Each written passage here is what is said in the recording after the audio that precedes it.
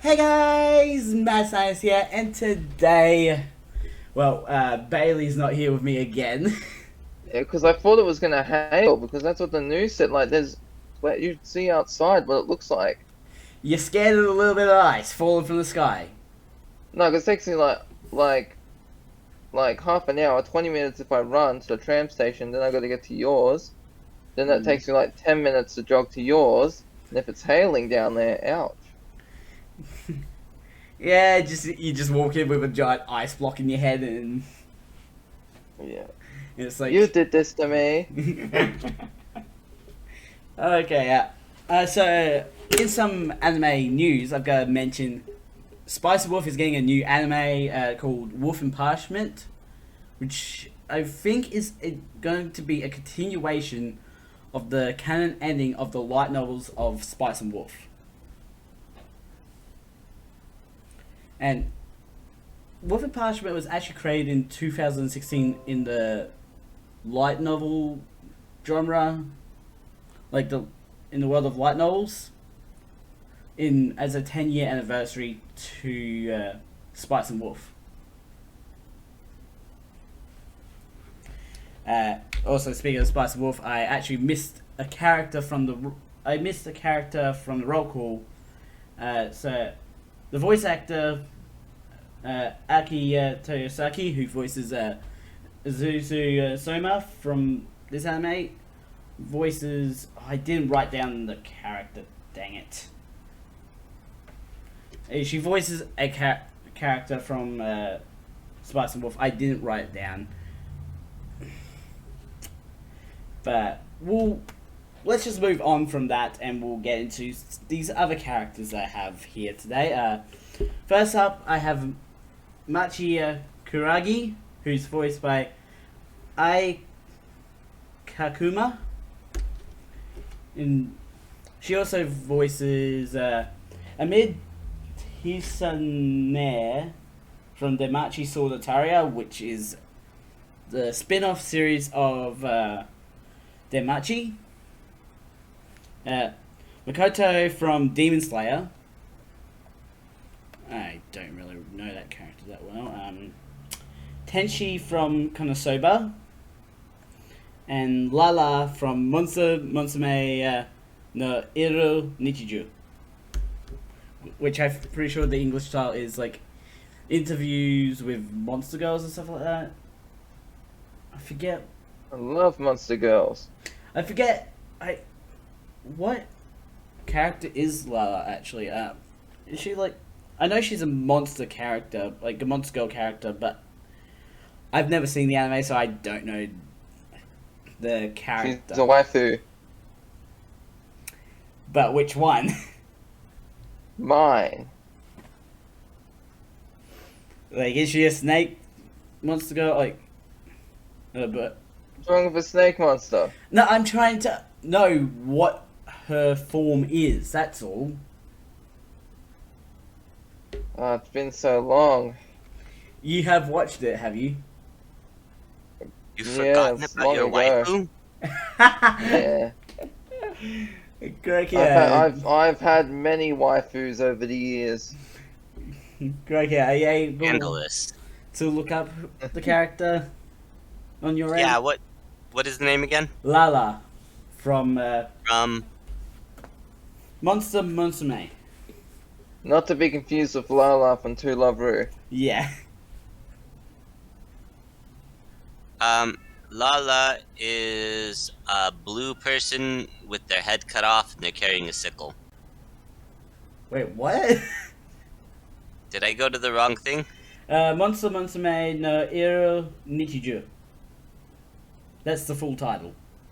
Let's try this again. No, yeah, it's a blue woman with her head cut off. Wait, what? Oh, is that like a headless horseman or something? Yeah, I like that. Yeah, She's carrying her head in her arms. that's interesting. I didn't expect that as a character. Can you, Cracker, can you also look up the like at the beginning I mentioned a character, like the voice actor Aki Toyosaki voiced a character from Spice and Wolf. Can you look up who that character was? I do have it in my. Oh wait, I have it on my laptop actually. Dang it. Where is it?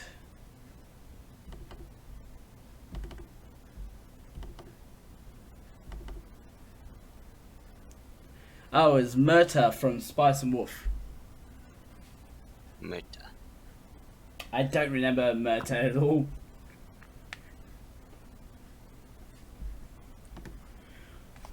Honestly, why do I not have the pictures already up to go so I can look at them? I'm figuring things out as we go, aren't I? Murta is a nun. Oh yeah. Yeah, she appears in season 2.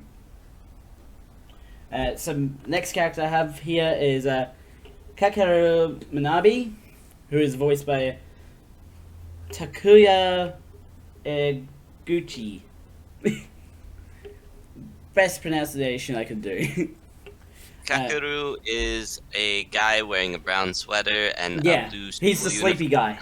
He's the Yeah, I sleepy know. guy. I'm just kidding because you keep forgetting what they look like. Hey, great kid, this is for you. Thanks. I love it.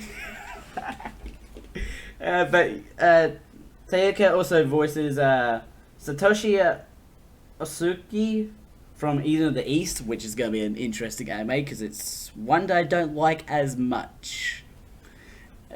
Daka from SAO, because of course. Sonosuke Izayoi from Danganronpa 3. And Oh, I'm still gonna play that game. And Kyoka Mitsurugi from Konosuba as well.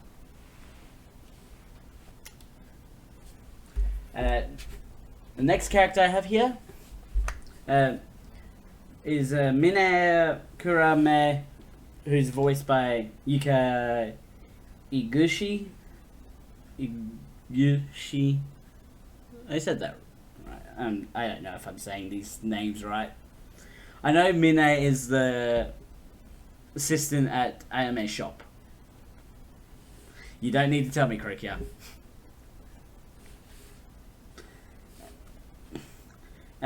So yeah, Yuka also voices Kuroko Shina and Tadashi from Aho Girl. I had to make mention of that because that's one that Bailey wants to see covered on the podcast. Damn right I do. Chigusa... I want it now. Huh? I want it now. Well, if you're going to be like that, I'll just take it off the list. Aw. Chigusa Hitachi from Damachi. Clammy Zell from... And also Nona Zell... Oh wait, no. So Clammy Zell from No Game No Life, and also Nona Zell from No Game No Life 0. I just forgot to write from... I forgot to write what Nona Zell was from. Mera Furuya from Sankareya. I remember who Mera is. She's the young sister of the main character. Oh, what was his name? But she's like the one with the blue hair. And Mia Kurosaki from To Love Ru. Who? Mia Kurosaki. Oh, Mia, yeah. I figured you would recognize that character because I'm pretty sure your favorite anime is To Love Ru, isn't it? I'm pretty sure it's Mia Kurosaka, right? Saki. Saki. To Love Ru is your favorite anime, isn't it, Bailey? Yeah, it's one of my favorite. I watched it in high school. Yes, I know who that is. She's as sexy as she is deadly. You're And definitely a man. yeah. Oh, she's the one with the hands, like the Hands, what? the hair that's alive. Was that darkness? Yeah, no, she is the sister of Yami. That's the blonde-haired one. Yeah. I honestly 'Cause don't they're know like who you're talking weapons. about. How Well, many basically, how she's many a anime weapon. characters have hands? No, we're talking about. There's one character in To Love Ru that has like hair that's alive or something like that. Yeah, because she's a weapon. And her hair makes a hand sometimes. Yeah, can also make a sword and that. Yeah. Yeah, that Mia can do that as well. Have you Okay. ever seen the character that has nose hair that they can control? Oh, What? is that Bo- Bobo bo- Bobo bo- bo- Bobo bo- Bo? bo. Oh, Yeah, Bobo you Bobo both seen Bobo that? Bo. I haven't even seen it. It was on Cartoon Network when I was growing up. Fist Oh, of a nose hair. okay, that's weird. Let me just move on to the last character I have here on my list, and that's Kimi Toda, who's voiced by Rumi Ukobo. Again, it's hard to pronounce because it's a double O, so it's like a long O sound, I think. She also voices, Rumi also voices Nona from Death Parade. You remember that, Bailey? Yep.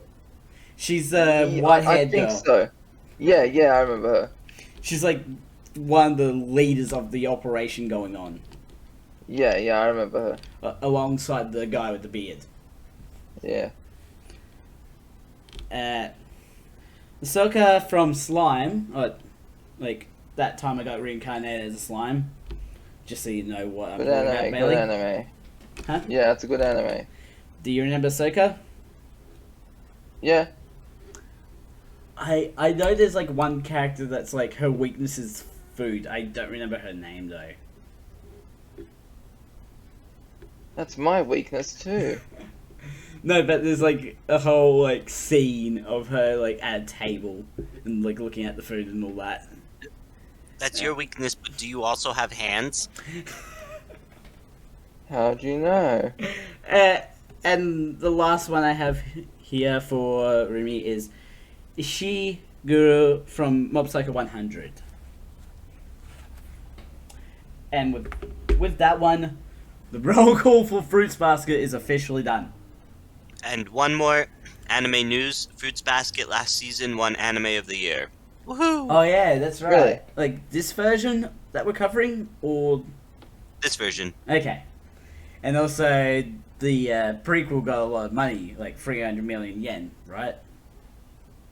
Which isn't that much in US dollars or Australian dollars. It's like 300,000. But that was only in 2 days. wasn't So that's it- really impressive. Isn't it 3 million? Because 100 yen is $1. I just checked. It's 287,000. Oh, But it was only 2 days, so that was still impressive. yeah. Also, with the roll call, one thing you're doing, if it's ever over, like, let's say 15 characters, we're just going to do an episode just dedicated to roll call. How's that sound? Why Oh, not? and we get more time for the Ruby visual novel. Yay. We'll stretch it out for 2 hours. I'm gonna hate you, Bailey. But Bailey, you gotta make sure you're here if we're gonna do the Ruby stuff. Yeah. Even if it's hailing out there, you gotta make sure you're here. Yeah. Okay, with that though, let's get into the episodes. We're starting on episode 3, where we get a bit of a flashback to Yuki's past and what happened between him and his mother. I got it. Episode starts with a flashback to Yuki's past about something unclear. They have the conversation about something Yeah. unclear. Yuki's voiceover tells the audience that it's been a while since he has had that dream. Well, it's not. The thing that's unclear is what they were talking about. Yeah. I don't think we get a time frame of how long it's been since he's had that dream, but I'm pretty sure it was even before Toru showed up in his life and staying in the house and all that. So, and then Ayame shows up at Shigeru's house and it's like, he's like there and he opens the bathroom door. I'm like, Ayame, Yuki could be literally taking a shit right now. Nothing comes between brothers and their love. Not even shitting in the toilet. That's commitment right there. Just imagine if he's like, if Yuki was on the toilet doing a dump, and then Ayame's come in and give him a hug and just squeezed him. We have to make up for all the lost time when I didn't walk in on you when we lived together. No, but all I can just picture is just like your Tube of Toothpaste situation there. Just, except it would be all brown. Ugh. Yeah. I love Ayumi in this. He's such a funny guy. Ayame? Yeah. Yeah. How you say it? Ayumi? Yeah. Well, and like Yuki's trying to like get him off, like get Ayame off him, and like he's like Ayame's going by the shoulder and like really tightly gripping, and Yuki's like trying to push him off, and it rips the shoulder of his pajama shirt. And I've seen enough hentai to know where this is going.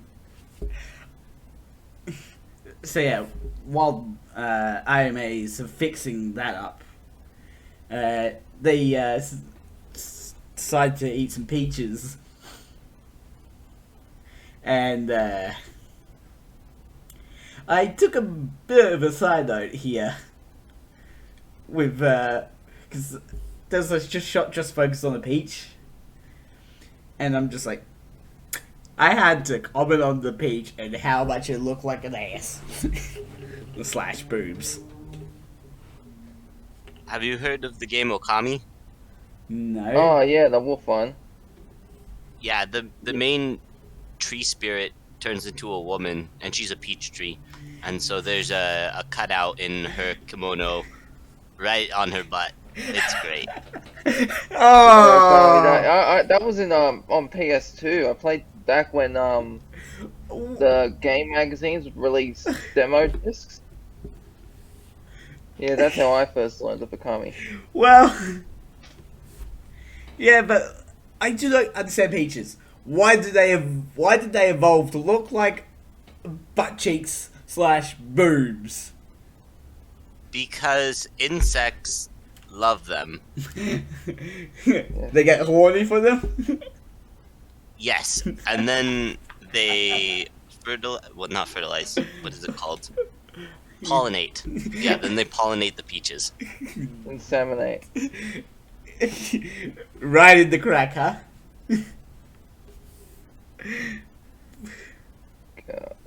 But, like, just the peach itself, it looked like someone used the, like, pictures of, like, anime butts and boobs for inspiration because of the colouring on it. It looked like an actual butt. Peach is my favorite emoji. Well, I feel like I might have just ruined Professor Peach from Ruby. She's drawn well. No, because of this. I don't think she's a romance option. You're ruining the fun, Croak, yeah. You're ruining the joke. I'm just saying that it's probably an accurate description. r/ technically the truth. I'm just saying the Professor Peach is drawn well. Yeah. Yeah. It's kind of man appreciate a finely drawn woman without it being sexual. I'm trying to arouse something here. If I was a student at... Beacon. Which one do they go to? Beacon. It's Beacon. Beacon. If I was a student at Beacon, I would call her Professor Butt behind her back. There we go. But yeah, so we find that anime won't peel peaches because it would make his hand sticky.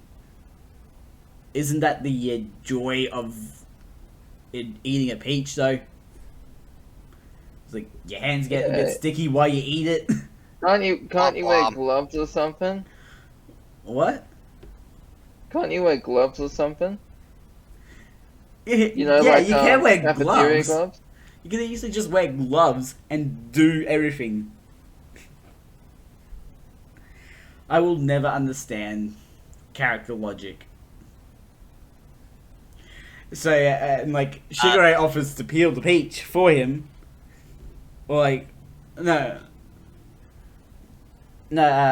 it's like, I don't know exactly what happens, but I had to take note of the line here.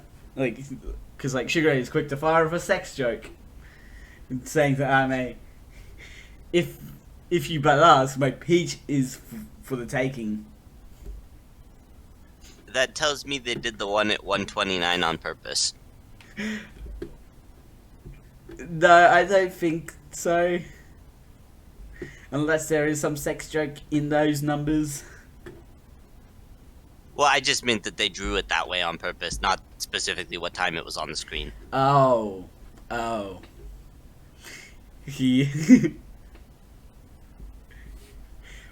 So, it's a butt sex joke, was it? Although, spoilers, Ayame marries a woman in the sequel. Yeah, he's not actually gay. He's just flamboyant. Yeah, who doesn't love a flamboyant anime character? But I love how Especially it's like... as we get into the episode later. I just love how fast they fire off sex jokes. Though. Like, they're both very witty with them. So yeah, Shigure, it's like, Shigure's sort of like cry laughing, and then all of a sudden he just goes, like, serious. And Yuki's like, hey, you were just laughing a second ago. And so yeah, Yuki agrees to go to Ayame's shop out of nowhere. Like, and his reason why is so he can start understand Ayame better.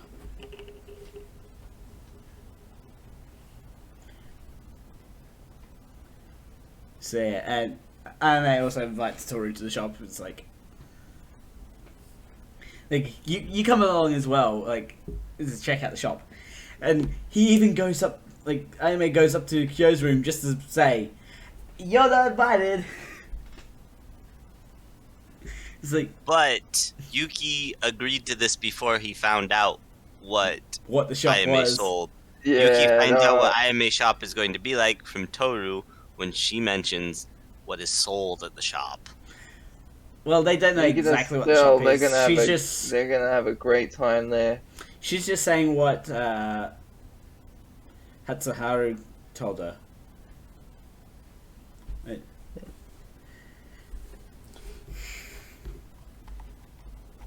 I guess scrolling is annoying. Why didn't I unplug my mouse first? So yeah, Yuki and Toru and go to Ayame's shop on the weekend, and they find that it's closed with a small sign at the front door. It's like the most inconspicuous shop ever. and then until you enter it, and it's just like, oh no. Yeah, and then it's like, and then when Toro and Yuki enter, they find Ayumi's assistant, Mine. in a maid outfit, and it's just like, It's I pronounced like Mine. going. Vinny. Yeah. And I was like, I like where this is going. Until I saw Ayumi come out in a complete wedding dress. And did you freak out? He's got a bouquet in his hand, and Bouquet. It's Yuki's pronounced like, bouquet. I don't know what this thing is, but it's coming right for me. He's like, he's peeked his head out to call over Mine to help with the dress. And that's when he sees Yuki and runs over to him. Wedding dress and bouquet as a whole. Which is Yeah. both hilarious and terrifying. It's like hilarious from our point of view, but terrifying from Yuki's point of view. Yeah. So yeah, Yuki that's exactly what Ayame does, and he finds out. He makes tailor-made garments for both the males and females of any sexual orientation. Hey, whatever you like. They're expensive. They make money. Hey, I wouldn't mind going to that shop. I will admit. Why not? Like, No judgment. I'm pretty sure you can guess what type of outfit I would go for. Maid Cat. outfit. Lots of cats. Yep. Mostly cat stuff. I'd say more in the female style.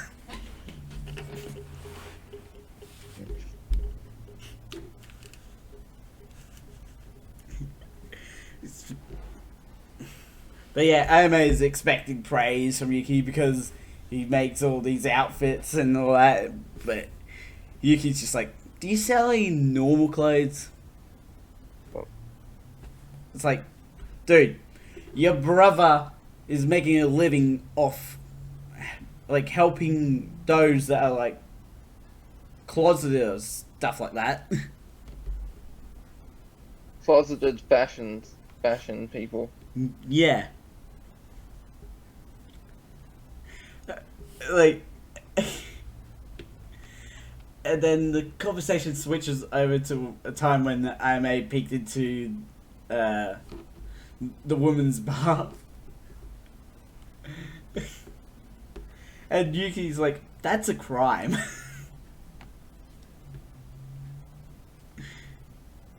And it's like, it's a crime, not a natural drive. Like, I'm amazed Ayame doesn't really get into legal trouble. Like, maybe he did at the time, but I'll be amazed. Now, anime's been doing this long before, like, because America and that's the West, right? America, in relation to anime, that'd be the West, yeah. Yeah, because Japan was doing this long before the West. So, you know, it's like, they're the ones that laid the footwork. For perverts. You know what I mean? So yeah, Minade walks in with some tea. It's like, she's still wearing the maid outfit, so it's like, Yuki thinks that it's a work uniform. But she just admits to just enjoying to wear it. Which is not that weird, is it? Why not? She lives in Japan. Lots of people wear costumes all the time, and she works in Yeah. in a See why I go to tailor Japan, shop, so she- Grokia? Just Plus, with that they have maid sentence. cafes in Japan. There's cat maid ones as well. Yeah, and she works in a costume shop or a tailor-made shop, so she can wear whatever the heck she wants and get away with it. Doesn't have a boss to tell her to wear a business suit. Well, I don't know if this next point is legal because she does kidnap. She essentially kidnaps Toru to put her in one of the shop's outfits. And that reminds me of do you remember that anime where the guy he likes the girl and she's like the zombie girlfriend? I forget what the actual name was. Is that Senkorea? Yeah. And Yeah. those two girls they capture her and then they start dressing her up in those outfits. She ends up back at the mansion that she lived in. Yeah. And I think it was the last episode. It wasn't the last episode, I think. Or the second last. Yeah.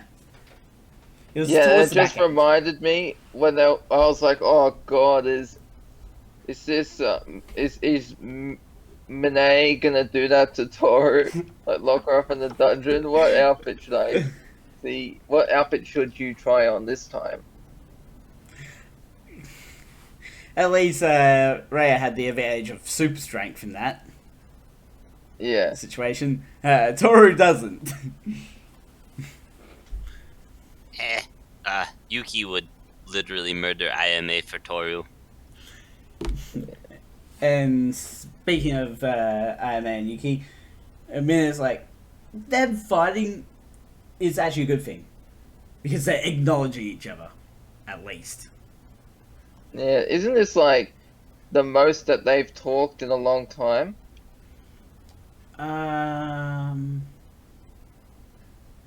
I Yes. don't know. Because I think Yeah, I remember saying. Sorry, what? Correct here? When Yuki lived with their parents, Ayame just kind of ignored him, and then when he moved into the main estate, Ayame didn't come visit, and then he moved to Shigure, and Ayame didn't come visit. And So then the first time he really visited them is when he her that Toru, when Toru basically. brought him home. Yeah. But yeah, so Yuki's trying to figure out who to take to the parent-teacher meeting, and Iron Man's like, "I'm your brother. I can take your parents' place because your parents absolutely suck." Ayame is a hero. He's trying his best to be a good brother, which is a good sort of role model to go for if you're a brother or a sister, isn't it? Yeah. Unless the younger one has done something really bad to you and you're just like, I'm not gonna deal with you. I am definitely not in that situation whatsoever.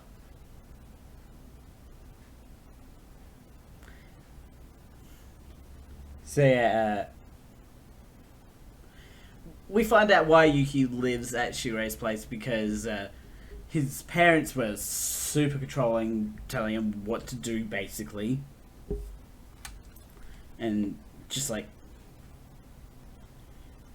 not letting him have a life, which is just horrible,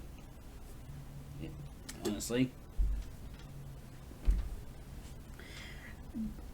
But yeah, And it will get worse even later before he moves in with Shigure, but we'll talk about that later. but yeah, Anime acknowledges he's the same as their parents, like just using Yuki as a tool to get further in life, and like has a chance of getting a good life. Like Yuki, it's like even though he's the rat, no one likes him because of the fact that he's the rat. The stigma of the rat, and plus its name throughout history. Yeah, No, you goddamn rat! I trusted you. yeah, Actually, kind of like the opposite of that. So the rat won the race, but the cow feels like the rat cheated to get there, and everybody Yeah, else. because the rat was on the either- cow's head, yeah, and just as the Exactly. cow was about to cross, the rat was like, "Oh, f this! I'm off. I yeah. win." And so people either hate him for that, or the cat hates him because Tricked him. it tricked him. No, because the rat was But the everyone smartest else one. is just Yeah, just kind of jealous. it feels like similar to something going on in my ARG in a way.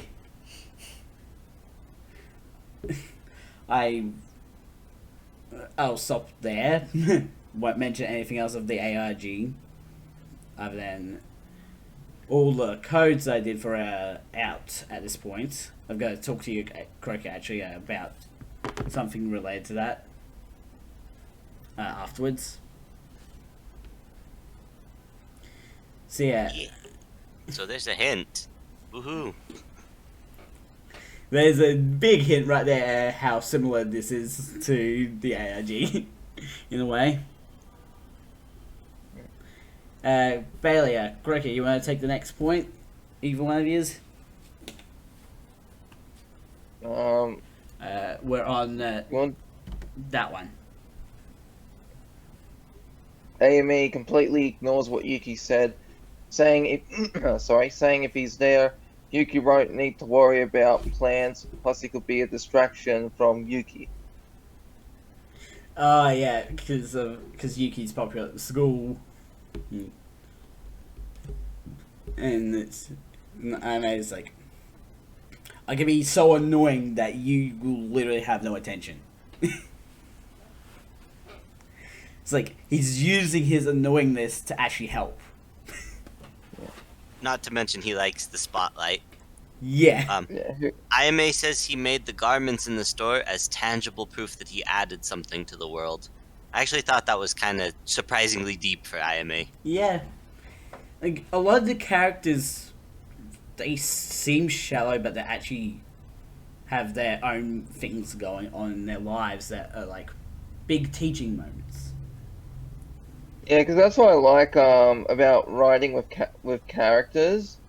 Because one of the things I don't like is when you have like a flawless character. Like take but there are a few exceptions, such as like One Punch Man, because like yeah, he can't ever lose a fight, but they don't make him like boastful about it. He's just like, oh, I don't really care about fighting. Hold up. And that. What about the episode with the fly, though?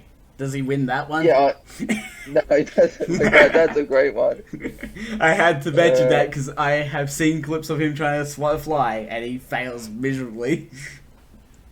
Yeah. I wouldn't even call him flawless. He's perfectly strong, but he's also not. His personality isn't perfect. Like, he gets really bored. I mean, more like, of a flawless character he's is the main fighting. character from Sakamoto, right? So yeah, Sakamoto Desuki, like that's another character who's perfect, but I like when they give a character personality, because I don't like, honestly, I'm not really a fan of pure perfection. Like Japan can get away with this, but over in the West, like America, when you're writing characters, if you try to create like the perfect character, they have no personality to them sometimes, so it's just like really boring, you know? Mm. That's what I love about Like- anime. Japan can like get away the- with this.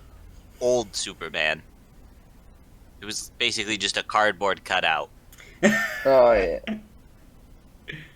He's a bit flat, isn't he? Hmm.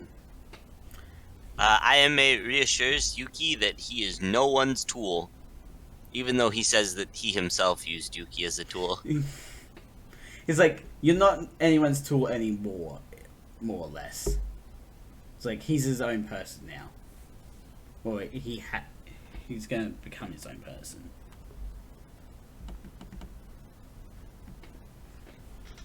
In the end, isn't that all that matters? Character growth. Mm-hmm. Yeah, Yuki took on the role of student council because he didn't want to be on the student council. Character growth. It's like, I'll do something because I didn't want to, but if I don't do it, people will be like, why didn't you do it? It's like, it's sort of a catch-22 in a way. It's like, if you don't do this, we'll complain about you not doing it, but if you do it, we'll praise you for doing it.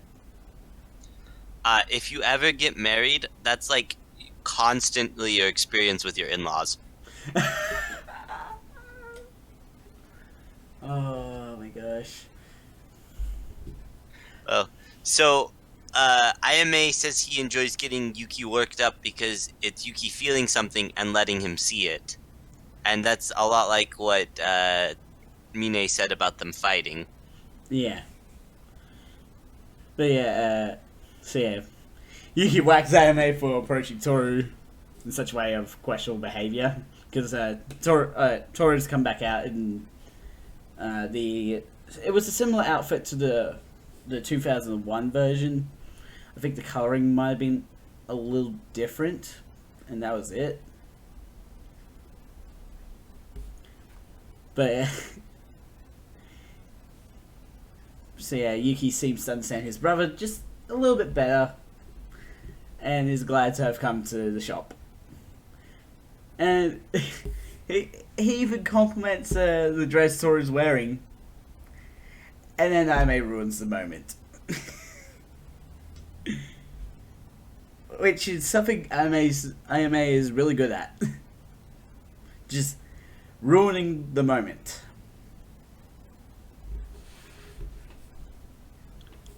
And Aime's like going on the phone to tell both Hattori and Shigure what happened between both Yuki and Toru, like what happened between Yuki and Toru at the shop.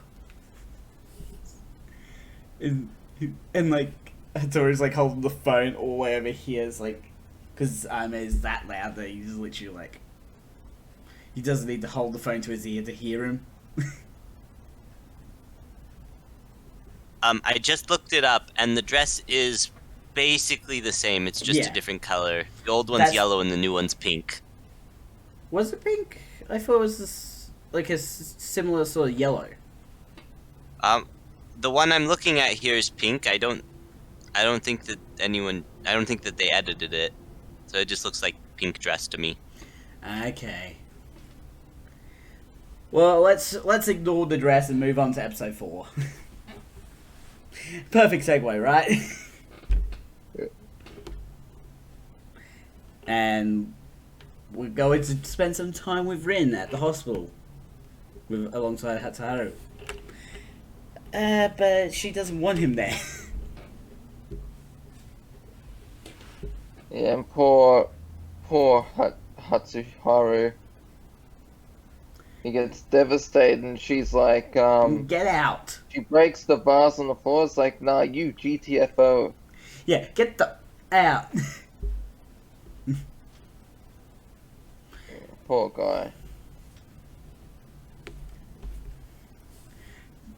But yeah, then Momoji rushes to Toru's classroom looking for Kyo. Oh, you're skipping ahead Yuki. a bit, mate. Am I? That's what you got in episode 4. Yeah, you're on the right episode, but I didn't get to mention the stuff about the information about Isuzu Soma. Oh, and sorry. how her nickname is Rin, and she's the horse zodiac. The horse zodiac. Don't want that to be misheard. But her name is derived from Isuzu Kuresuki, which is the month of the horse. Did you find out where her nickname came from? No. I'm pretty sure it means right.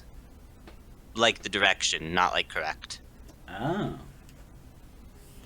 Why would that be it?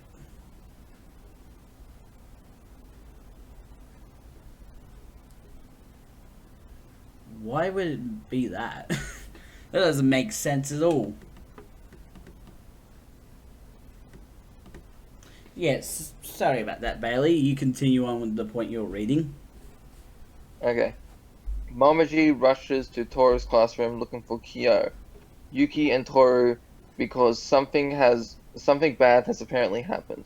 However, Toru says there's a small problem with the class trip. Nothing is planned. Okay, so, and the next point I have is like, I double checked if Nara was an actual place in Japan, because I don't know that much about Japan. It is an actual place. And really? I didn't know Japan was an actual place.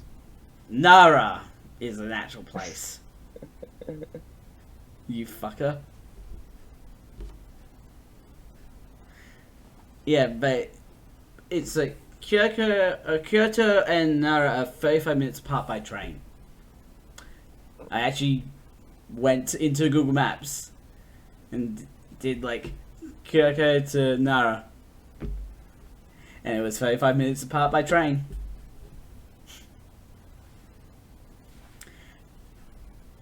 Although, if you were to try and walk the distance, you want to know how long you'd be walking? How long? Over 8 hours. What? Yeah. That's how far it is to walk. Get a good workout though. you won't be skipping leg day there. What if you drive? Is that like cut the distance in half or? I don't know. I didn't remember everything. But I think the train is the fastest one because they got like bullet trains and stuff like that. Although the bullet trains are more for long distance travel. If it's 8 hours by foot, you're damn right. It's gonna. There'll be a bullet train going to that place. No, it's not that long of a distance, so it wouldn't be a bullet train. Okay. Like not every like. I think the bullet trains just go from like one part of Japan to a long distance way of another part. Like there is a bullet train that goes to Kyoto to Tokyo, I think.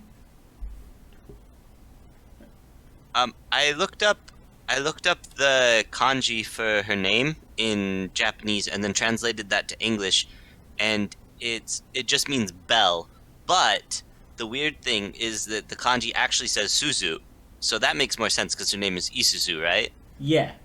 I have no clue why they changed it to Rin in English, because in Japanese it's just short for Suzu. Well, you know how the dubs are these days. Yeah. So yeah, Kyo's like, if Yuki's going on the school trip, he isn't. As he always is. He's like, I don't want to be anywhere near Yuki. Yeah, I'm always going to end up near Yuki.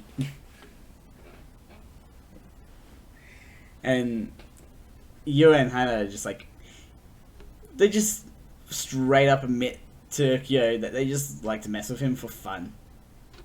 Like, okay, bitches, like,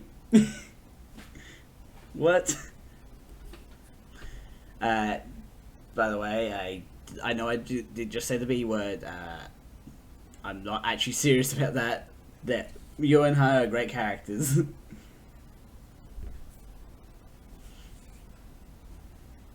Can someone else take over before I end up swearing again by saying something bad about a character? I've got one more thing about her name. I found out why it's Rin. Yeah. So it's Suzu means bell, and Rin is like this ring. Oh. That's clever. Okay. Gotta give points to the anime for that. I never would have got that though without looking it up. Can someone else take over the notes before I end up saying anything else bad about the characters? I got distracted looking that up. So which point are we on? We are on this one.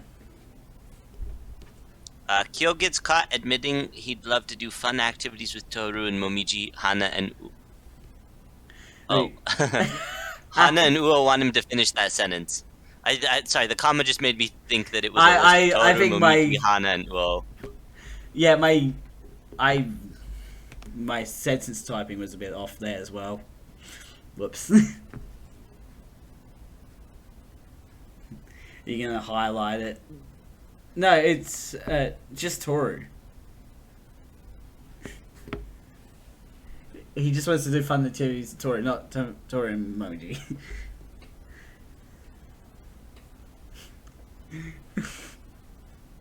There we go. Now we can read it. Kyo gets caught admitting he'd love to do fun activities with Toru. Momiji, Hana, and Uo want him to finish that sentence. Right.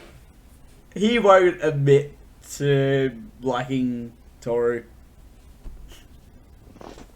Yeah, and Momiji finally remembers why he's he ran to find Tora and everyone else. Because Hatsuharu is going dark. I forgot Oh to yeah, write his Momiji name just in- treats that like it's not important. I literally forgot to write Hatsuharu in that sentence. I am an absolute idiot.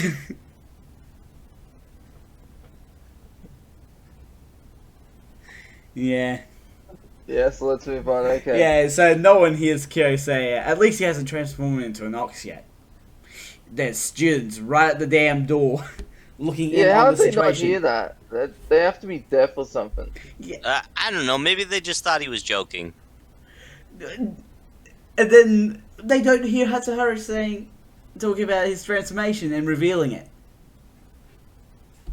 So, how are you supposed to take that as a joke? I don't know. Maybe Why are you typing a bunch of freeze? my push to talk is the button 3, so I was just clicked on the wrong screen. Oh. I was going to say maybe people in Japan are just really, really good at not eavesdropping.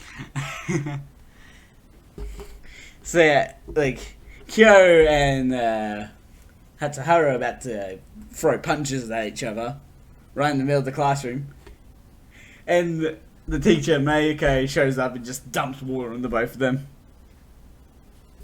And it's like, yeah, you both need to cool down. And Literally. like Hatsuharu in that moment is like, relaxing. Yeah, and it's like, oh, that calms you down. Yeah. Remember, he's possessed by the ox spirit, so the oxes try to cool themselves down with water, don't they? Yeah. See, I know a bit about animals. Like elephants, they do the same thing, right? Yeah, they use But their trunks Kyo- to suck up water and go. But Kyo is possessed by the cat, So he hates water, Yeah. which would be hard to have a shower, right? Yeah. It's just like every time he goes for a shower, he has to do like the whole like foot in first, get used to the water, and then enter.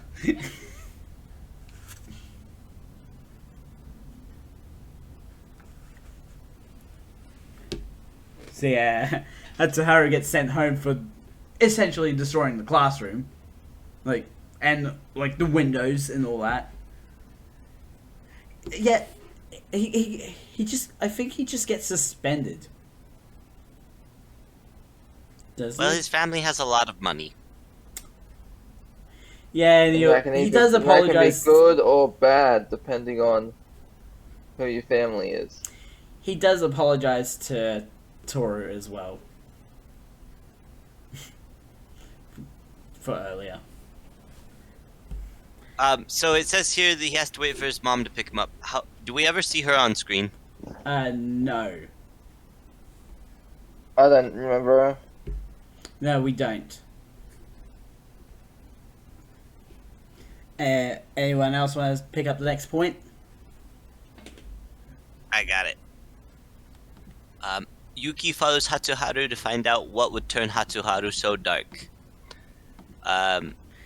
Kyo gets angry with Toru for getting close to Hatsuharu when he's dark, only to glimpse his own bracelet and remember that he's more dangerous to Toru than Hatsuharu is. It's like who's the most dangerous character in the whole show? It's Kyo. The most dangerous character is definitely Akito. Oh yeah, Akito is way more dangerous. Yeah, I forgot about that. Especially what happens later on in this season. Because we find that Akito does have power himself. And I think that the most dangerous character is definitely Ayame. But in a different way. How so? Do tell. Well, I mean, he ripped off Yuki's shirt. No, he didn't rip it off. He just ripped out the shoulder. Just the sleeve. Yeah. Although, in that situation, all he had to do was fix the sleeve. He did a whole design on the back of it. As well. Just because. Hatsuharu chastises Yuki for not calling Toru by her first name like Kyo does. They've known each other for quite a while by this point. Yeah, but he's being respectful. That's all it is. Bailey, you want to take over some notes? Yeah, sure. We're on this one. Yuki says he only ever thinks about himself, but Hatsuhara shuts down that point by saying someone like that wouldn't be here trying to help. I'd say if anything, Yo really is more of the one who thinks for himself. Yuki. No, because Yuki says he only ever thinks about himself, but I'd say that's more of Kyo. You know what I mean? Well, they both do. But I just don't really see that as Yuki, you know what I mean? This felt odd. This feels odd for him to say that, at least. It's more he helps others to distract himself from thinking about himself. You know, this comes up a little bit later, but like even Toru says she feels the same way. She seems like she helps everyone, but she's only just doing it to be selfish, in her words. So yeah, we find out that Hatsuharu got dumped by Rin, as he tells Yuki. And also he mentions that the two of them managed to keep their relationship a secret from Akito himself, which is actually really impressive to do. In the context of the characters, they literally kept a relationship from God. How do you keep a secret from God? I might have just spoiled the big twist. Well, but, God is like a T-Rex. God can't see you if you don't move. Yeah. I might have given away the big secret, but it's pretty obvious, isn't it? Even before you find out. Wait, am I right? Yeah, I thought that was something we found out in the first series, but then I realized, no, we never did. I just guessed it. Yeah, yeah, it's not a hard twist to guess from the show, isn't it? Were you able to guess it, Bailey, before you found out? No. Look at this idiot right here. Look at Bailey, this idiot right Bailey here. just found out right now and is so confused. Just Because kidding. I'm still like, because I have finished season 2, you know, but I haven't started season 3 at all. No, they revealed that at the end of season 2. Actually, no, partway through season 2, actually. Okay, yeah, because I have to go back and... Like, Do you remember when they were at the vacation house and she met Kureno? Yeah. It's That's around when- then. Oh, yeah. Sorry, it's just got a bad memory when it comes to this stuff. I don't know why. Like sometimes there's stuff I can easily remember, then it gets harder. So yeah, we cut to Kyo going to Kazuma's dojo for classes, and he reflects on what happened at the end of season 1, and how Toru survived getting swatted away. Because she also has powers. The power of anime. The power of plot armor. Rin fled from the hospital once again. Yeah, she's just like, I'm out of here. I think she literally jumps out the window. Because her window It was reminded open. me of yeah, she does jump out the window, and it reminds me of that Simpsons episode where Homer and Ned are bounty What? hunters, and Ned has to come after Homer. And Homer goes, "You'll never take me alive." And he jumps out one of the windows. Then he jumps back in another window. Forgot my keys. Then jumps out the third window. Hey, it's pretty significant for Reen to jump out a window. Because she always just runs away. Well, again, I don't want to spoil too much, but that's how she got her scar. Oh yeah, what happens to her is... Whew, it's a shocker. Isn't it? I wonder if she's a little bit reckless on purpose because she's somewhat suicidal. Mm. Maybe. So we cut back to the classroom and you and her are discussing what to eat, or what they're planning to eat in Kyoto and Nara. We find out that Hana is a bit of a hungry person. she loves to Hungry eat. hippo. And I know one of the foods that they mentioned was okonomiyaki, which is like a pancake dish. It can have cabbage, meat, or seafood in it. Now, tell me, does that sound disgusting to you? A little. Oh, it depends. It depends on what the pancake base is, because if it's like a potato pancake, it sounds pretty good. It's a savory pancake dish. Have you ever had crepes? Yeah. Not really. I don't think so. You've never had crepes. I don't think so. I'm not 100% sure. I might have at one point in my life. Did it in high school for cooking class. So if you go to like any of the restaurants here in the United States, all the crepes are like breakfast foods or desserts, really sweet. But like if you have homemade crepes, a lot of times they're savory. I've had crepes with meat in them before. Ooh. You might like okonomiyaki then. I can actually, like, the Japanese looking it place up across the right now. road, I can actually I can get some. Easily. So, Bailey, next time you're here, you might be enjoying some okonomiyaki and somen with me. Let's hope so, because this weather. Mm. Uh, Well, the this clouds have weather cleared clears up up. where I am. No, it's still like I- it's like so. The sky looks so angry right now. And literally Where I where am. I am, it's blue. God damn it! You could have come, Bailey. You could The have come. weirder thing to me is that in some areas, it says here in Hiroshima, they put noodles on top of it. So Ooh. it's like pancake on the bottom, noodles in the middle, and then the whatever other thing, squid or octopus on top. Ugh. Oh, that sounds nice. Oh, and cabbage. Oh no, cabbage! Now you got me thinking because I was watching Avatar last night, and that guy, no, my cabbages. Actually, wait, I just Eventually he realized gets to the point where he's like, oh, forget it. there's a Roblox game that I play called World Zero, and one of the first missions has cabbages in it. I'm just like, in my mind, I'm just like, hold on, is that reference to that?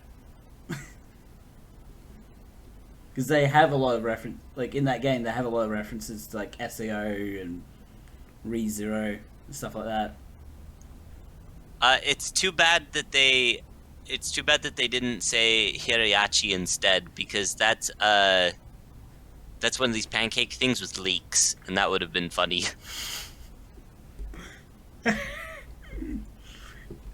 And it would actually fit the show. No, if they had said something that had chives, it would have fit the show. So, also, talking about Kyoto here, the okonomiyaki is really popular there, but in one of the other vacation streets, there's actually a street named after it because there's so much street food sold there. Oh my gosh. So, So, I guess their food vacations are totally a thing. So if I ever go to Japan and I end up in Kyoto, is it? It's Kyoto, right? That's where they go, yeah, but you could probably get it anywhere. No, but the street is in Kyoto, right? It says the street is in Tokyo. Okay, so if I ever go to Tokyo and I get okonomiyaki, I've got to go to that street and eat it there. Just for the humor of it.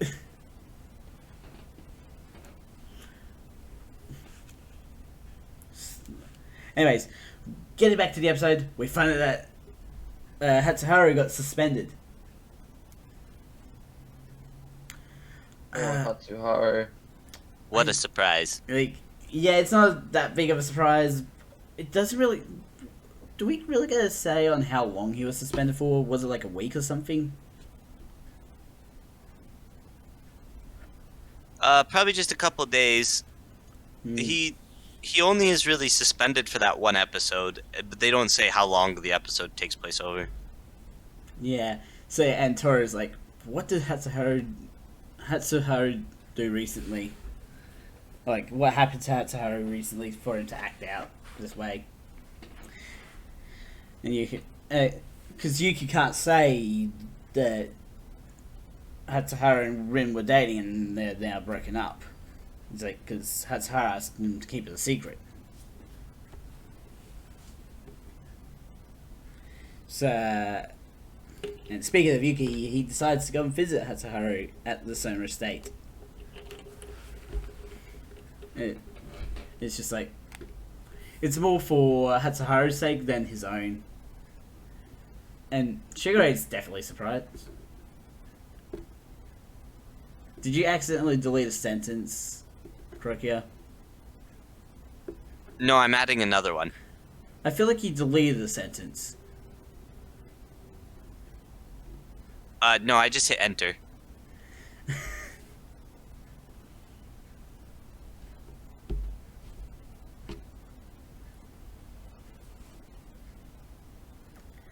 Oh, okay.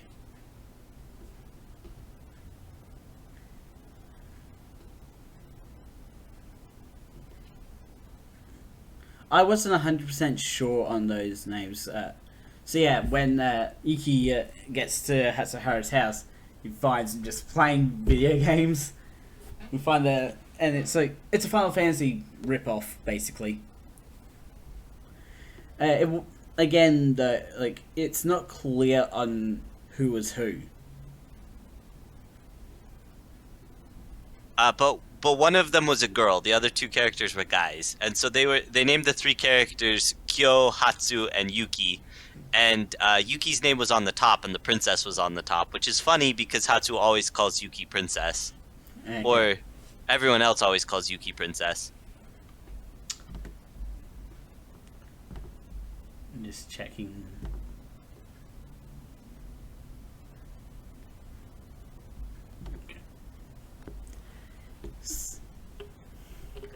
So, also earlier, Yuki saw Rin enter the Soma estate, and so he tells Hatsuharu that Rin's in the Soma estate. And like, Hatsuharu's doing fine, even though he literally ruined the classroom. It's like, he's not getting in. He didn't get in trouble from his parents for it at all. Because, Well, they know about the curse, so they probably just like, he's being the ox. just being an ox. And just doing what oxes do, which is destroy stuff.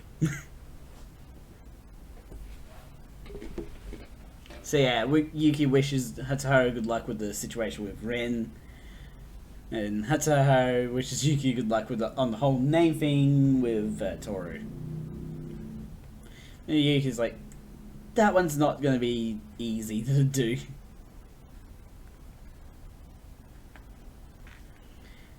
And then that's also a little bit of a callback is not right, but like when they very first met Hatsuharu, she tells Toru to call Yuki by his first name, and that's what makes him transform. Do you mean he, not she? Because it's Hatsuharu, who's a male character. Yeah, she is in Toru. Hatsu tells her to call Yuki by his first name, and she does. Yeah. So yeah, Shigeru remembers he needs to tell Mitsuru something, and Kyo continues his training late into the night. And we see Rin watching Yuki run out of the Soma estate and head back home. I wonder why Rin is at the Soma estate. Dun dun dun! You do it way better than me. Let's get through episode 5.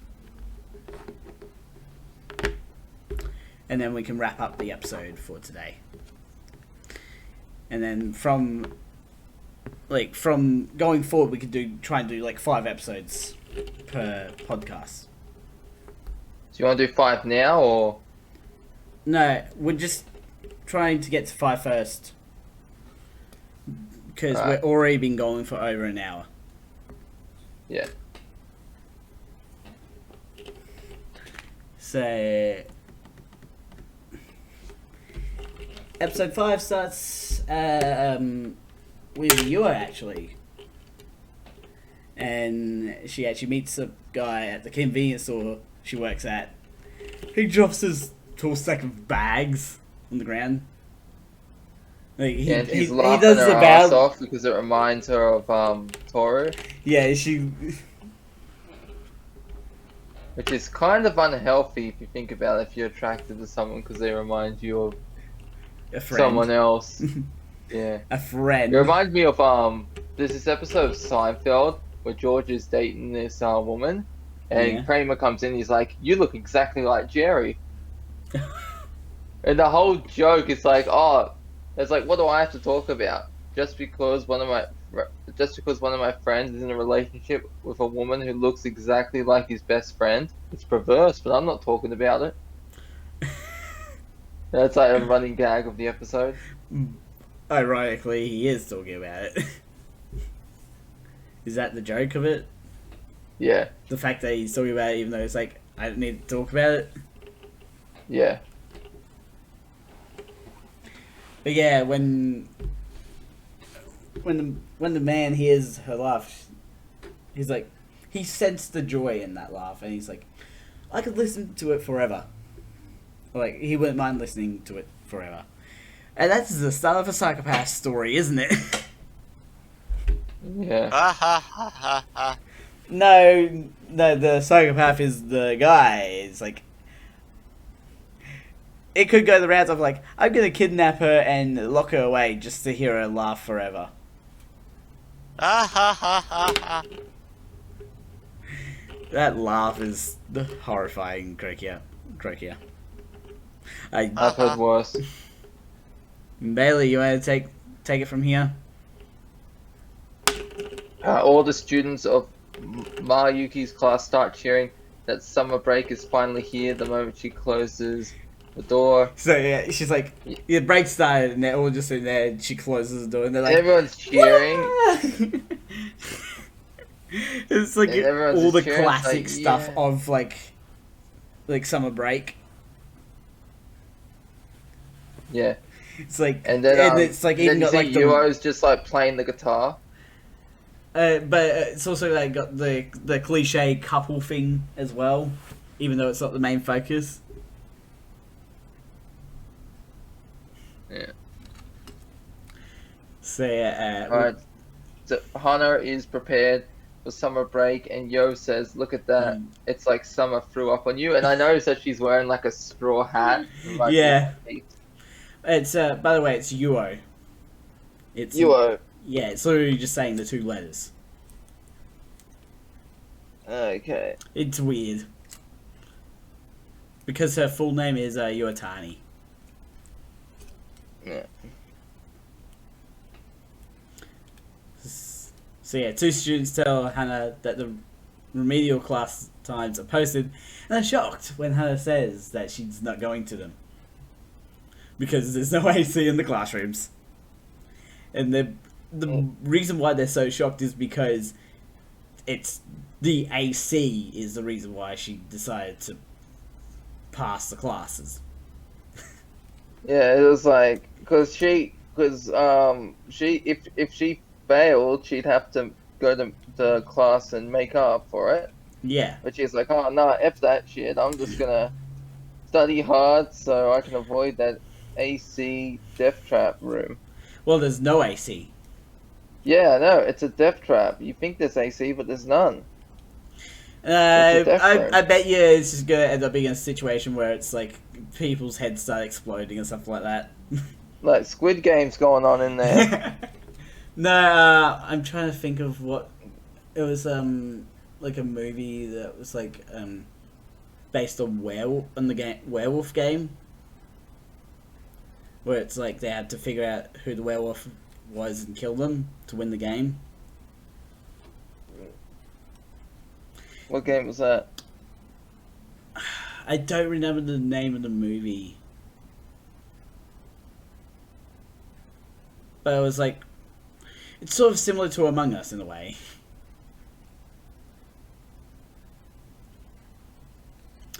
So yeah, Tori didn't have the time to look for a second part-time job over the summer break, and Yua gets annoyed because she was like, because Tori was considering that. There's a movie just called The Werewolf Game. It's a Japanese movie. Yeah, this one has all Japanese actors, so the title's just The Werewolf Game. Can you bring up your screen?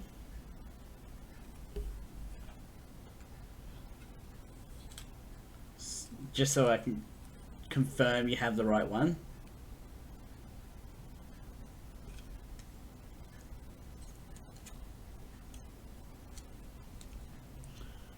Correct, yeah? There we go.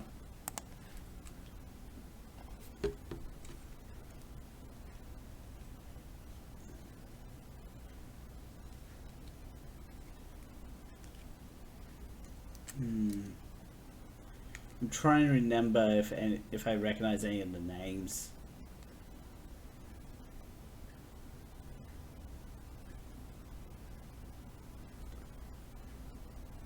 If I saw the setting, I would recognize it. Because I know it was at a school. Anyway, let's continue the points while Krakio tries to find the setting of it. On what was it? I know it's on a like it was covered on a House Beat channel, like Cinema Summary or stuff like that, or Nerd Explains.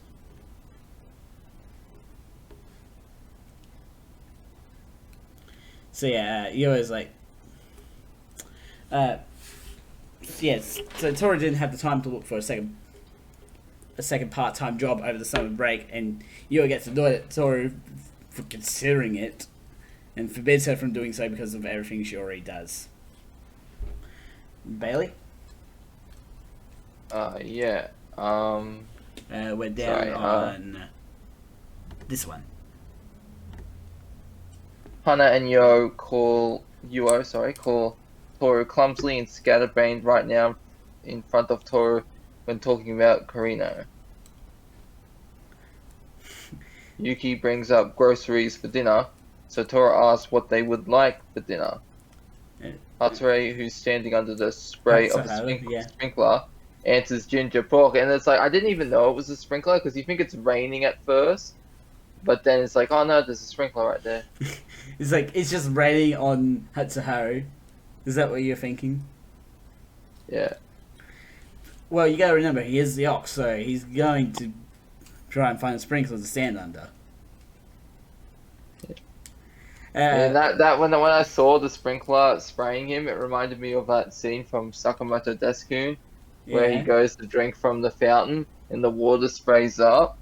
And then it's like he's made it look so cool and he's like sleeked his hair back and all the chicks are like, ah. So, and then Moji comes out of nowhere and sprays Kyo in the face with a rubber duck water gun. Yeah. And yes, it is an actual, like, rubber ducky. Okay, I've just looked at the chat, the chat room, the text, like the. Yeah, that is the right one. Correct, yeah? All right, I did it. Yeah, it's the right one. Yeah, the title in English is just The Werewolf Game. Okay. Just for that, Gregor, do you want to take over the next point? We're past the part where Momoji sprays water in Kyo's face. Momiji takes Toru, Hatsuharu, Kyo, and Yuki to a department store for the first day of summer break. Turns out it's a haunted house! Yay! Definitely not terrifying whatsoever. Toru is scared of haunted houses, but she decides she still has to go inside. She has to And do it. Everybody tells her she doesn't have to, but she decides to go it anyways. And she screams at the clearly fake monsters. Then she's like, I'll use laughter to fight the fear, after Yuki points out Momiji's behavior. So she's laughing, but she's still terrified. And she's like, I'll just do it with my eyes shut. And then she proceeds to walk right into a wall. It's like, Oh yeah, that. and she's like, That she keeps poor bumping wall. into walls. It's like she bumps into a wall, bumps into a wall, bumps into a wall, and then trips over a piece of wood that's sticking out that just suddenly disappears from the shot. And then she slams face first after she trips. Yeah, she does a solid face plant. Oh yeah, and then Yuki and Kyo, they're like, here, hold my hand, and then you see the two animatronics and you see an animatronic scream like, ah! And then they're like, what do you mean hold her hand? It's like, why are you saying what I was just about to say? But then Momoji comes up and holds her hand. And leads her to the exit. Yeah. Classic Momiji. He's like, I'll just swoop in right here and take her away from you two losers. Yeah. And so the manager yelling at them from the mechanical head because Hey, it's so you're skipping scary. a bit there. Because you gotta remember that Hatsuharu starts making up a backstory about one of the monsters. Oh, yeah. And the Oh, show well, even yeah, gives he a starts making the flashback backstory. to the animatronic monster. Yeah, and then the head comes up and everyone and No. Toru and Momoji No, are scared. another monster comes Absolutely. out at him. And he breaks the head off. Yeah. And he's like, it's like, wait, handing it over to the other monster. And he goes, here, now you are reunited. Yeah. And, like, of course, that's gonna get him in trouble because he broke one of the machines. Although, Yeah. honestly, if you're gonna have something like that come over the path where people are walking, like, that is a safety hazard. So the manager's yelling Plot at armor. What? Plot armor. Obviously, it's a safety hazard in real life, but it's anime. No, the manager has plot armor. Yeah. So the manager's yelling at them for what they did to the mechanical head. And he's like, they all have angelic faces. I wonder if they're models or something. So I can, not Make money. totally beat them up after they go. So it's like, so Toru and Momoji tell Hatsuhiro's story to the manager, and he's like so happy, he's like crying. Finally, They someone literally gets let it. go. They get let go because of the story that Hatsuharu made up. It was a touching story. But that should not count to them being let go for breaking something. Oh, well, the owner closed down his shop and opened up a romance store selling chocolates and Valentine gifts and put the two heads on display next to each other. Well done to add to that. Well done. But yeah, let's leave that plot line behind and join back up with Yuo as she goes on break and sees Kuno. It's like she's literally running after him. Yeah, like a mad woman. Like, I will never understand how females can run in heels. Because she is wearing heels. Although it's more like flats. Wasn't it? Was it proper heels or just flats? Well, you know, my guess is like the heels must be able to affect gravity or something. Like maybe the heel, they build one end like a little heavier than the rest of the shoe, so it balances it out. Krokia, are you able to confirm for us if it was heels or flats? Krokia? When she tripped? Or when she was chasing Kurono.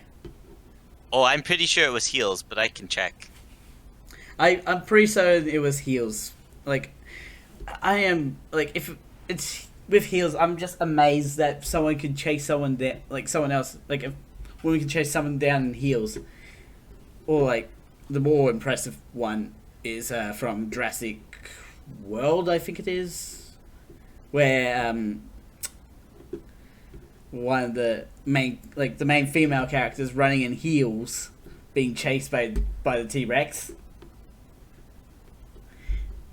Do you guys remember that? Remember what? The scene where and she's running in heels with a T-Rex chasing her. No, the T-Rex was chasing the flare. She was holding the flare though. Yeah, it was after the flare, so if she just chucked it, it would have gone after it instead. Well, it would have been going after her as well because she was moving. No, because I saw these behind the scenes type things and theories that turned out to be true. Well, you're missing the point. She ran faster than a T-Rex in heels.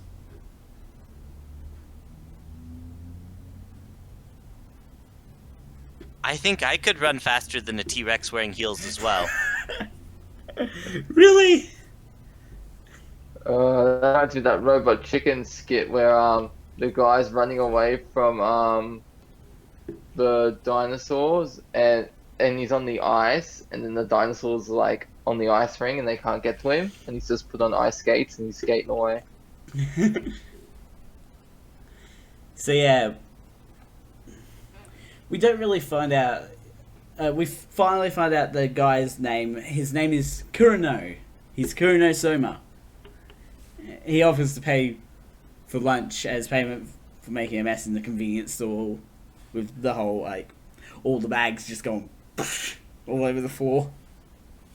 He should also offer to pay for making her run in heels. So it is heels? I did confirm it.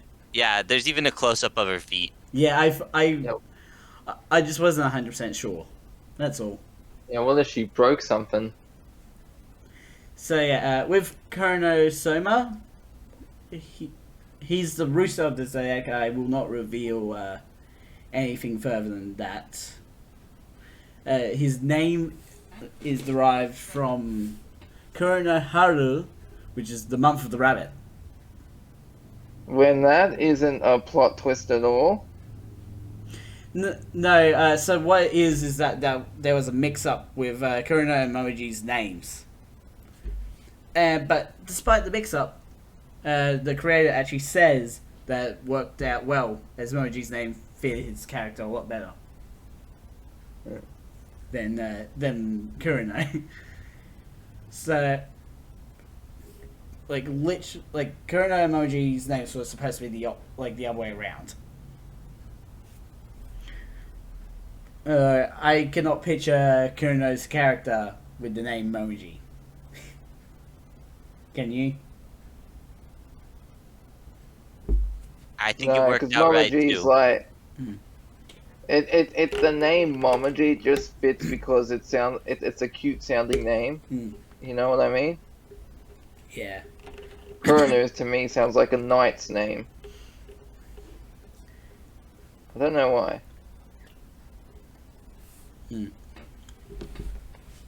So yeah, Kurino ends up telling Yo he's 26 years old, and he guesses that Yo is in high school.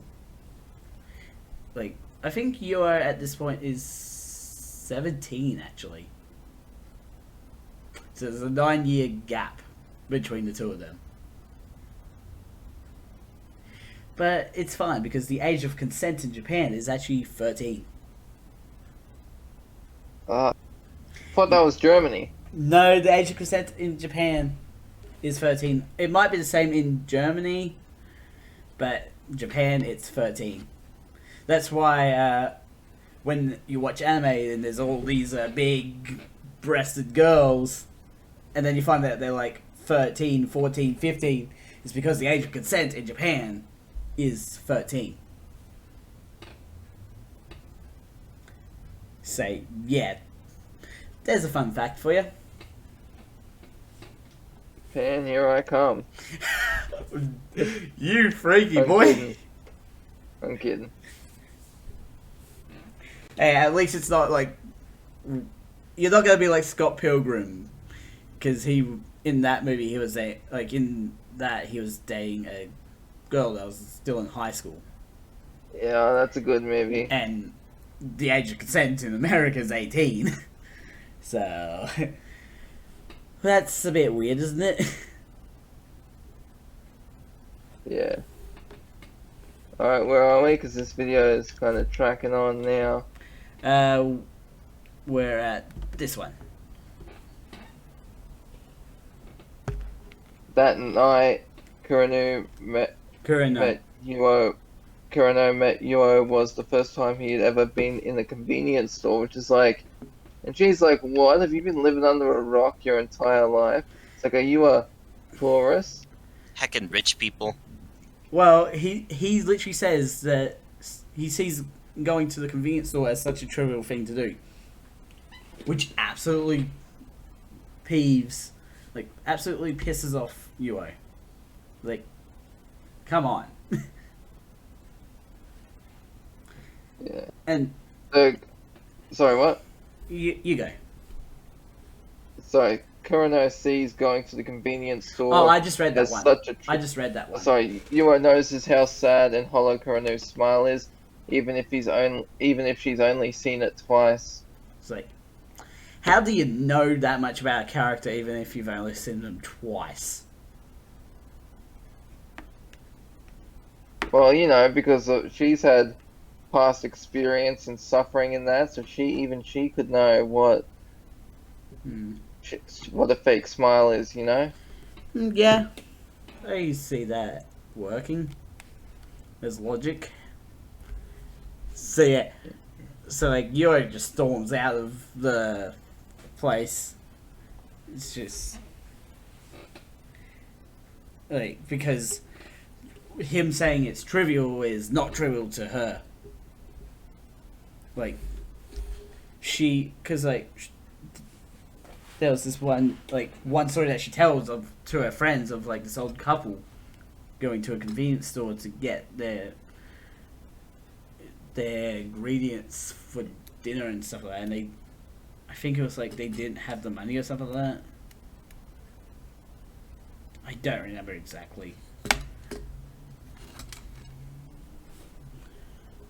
So yeah, now it's Kurino's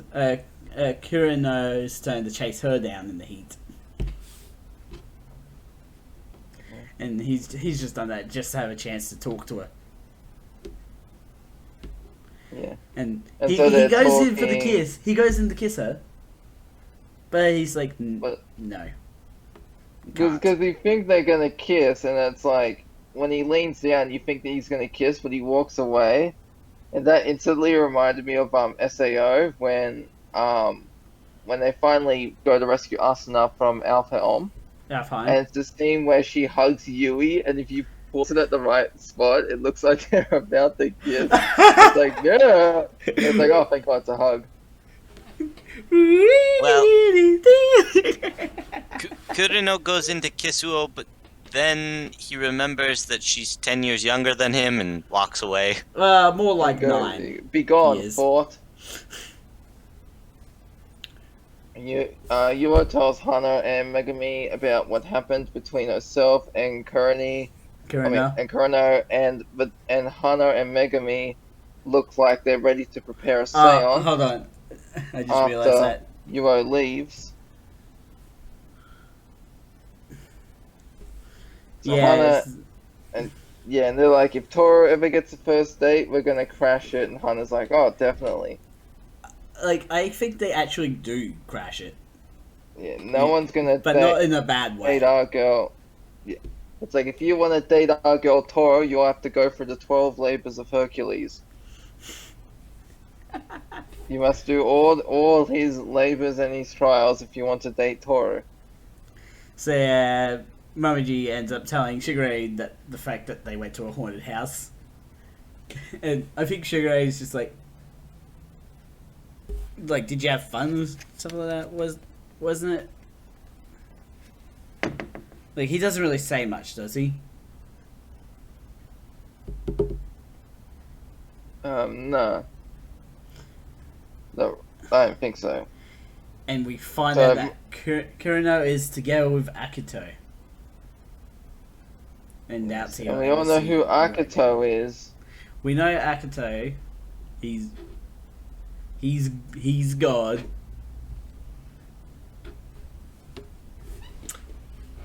So, could we say God's engaging in some bestiality? Ugh. I mean, I'm not wrong, am I? No. Wait, I'm not wrong with making the joke, am I? Yeah. That's wrong. Bad. Ugh.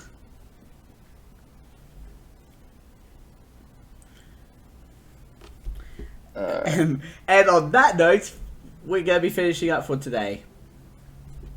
Links will be in the description to both of my channels and also both of Bailey's channels. Don't forget to subscribe and hit the notification bell so you know when next video comes out. A ding, a ding, a ding, a ding. Ding, ding, ding, ding, ding, ding, ding. Clang, clang, clang with the trolley. Ring, ring, ring with the bell. I'm Mad Scientist. Mad Scientist out. See everyone. You want to say bye, Croakia?